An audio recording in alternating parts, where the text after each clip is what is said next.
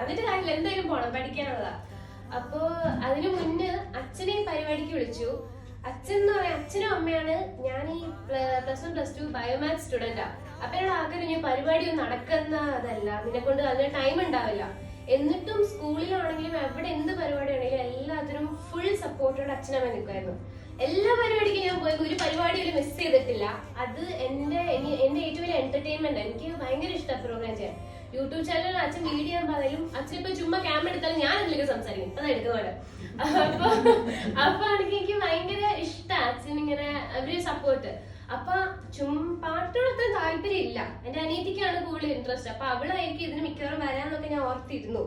എന്നിട്ട് ഒരു ദിവസം എന്നോട് പൊന്ന് താഴേക്ക് ഇറങ്ങാൻ ഞാൻ പറഞ്ഞു. ഞാൻ വന്നപ്പോ പാട്ട് നീ പാടണം. ഞാൻ മാക്സിമം ഒഴിഞ്ഞു വരാൻ നോക്കി. ഡോറിന്റെ അവിടെ എത്തിയപ്പോ സുരേഷൻ കുഞ്ഞിന് കേട്ടിട്ട് പോകാൻ പറഞ്ഞു. അങ്ങനെ കേറിയ ആളാ ഞാൻ. അപ്പോ ഓക്കെ ഫൈൻ, എനിക്ക് ഇഷ്ടായി. ഇവിടെ